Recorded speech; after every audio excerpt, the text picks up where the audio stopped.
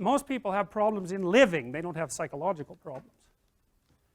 And so I've experienced, despite my love for the psychoanalysts, very frequently what I'm doing as a therapist is helping people have a life that would work.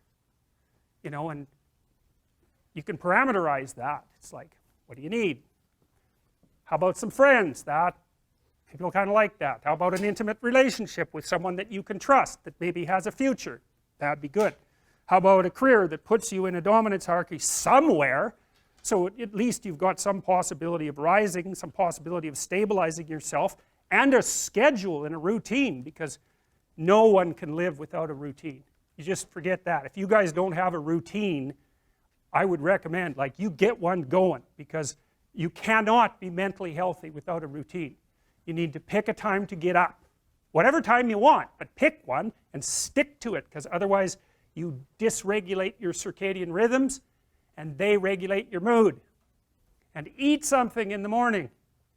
I've had lots of clients who've had anxiety disorders. I had one client who was literally starving. Very smart girl. There was very little that she liked. She kind of tried to subsist on like half a cup of rice a day. She came to me and said, I have no energy. I come home, all I want to do is watch the same movie over and over. What, like, is that weird? And I thought, well, it depends on how hard you work. You know, it's a little weird, but whatever. It's familiar. You're looking for comfort. So I did an analysis of her diet. It's like 3/4 of a cup of rice. It's like, you're starving. Eat something. You know, you'll feel better. So she modified her diet, and all her anxiety went away, and she had some energy. It's like, yeah, you got to eat. So a schedule, that's a good thing, man. Your brain will thank you for it. It will stabilize your nervous system. With a bit of a plan, that's a good thing. You need a career, you need something productive to do with your time. You need to regulate your use of drugs and alcohol, most particularly alcohol, because that does in a lot of people. You need a family, like the family you have, your parents and all that. It'd be nice if you all got along, you could work on that. That's a good thing to work on. And then, you know, you probably need children at some point, and that's life. That's what life is. And if you're missing, you know, you may have a good reason to not be operating on one of those dimensions.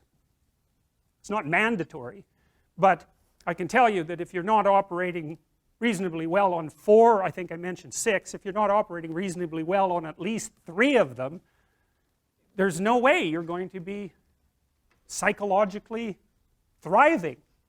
And that's more pragmatic in some sense than psychological, right? Human beings have a nature. There's things we need. And if we have them, well, that's good.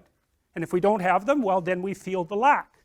And so behaviorists, behavioral psychologists concentrate a lot more on that sort of thing. You know, it's practical. It's like strategizing. Make a career plan. Figure out how to negotiate, because that's bloody important. Figure out how to say what you need.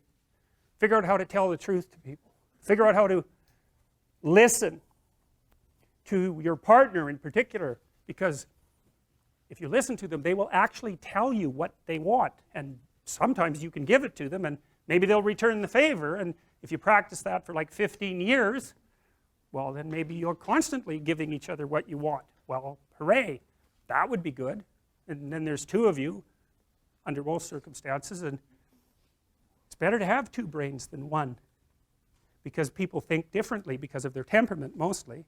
And so the negotiation is where the wisdom arises, and it's part of the transformation, the psychological transformation that's attendant on an intimate relationship, and one of the fundamental purposes of a long-term intimate relationship.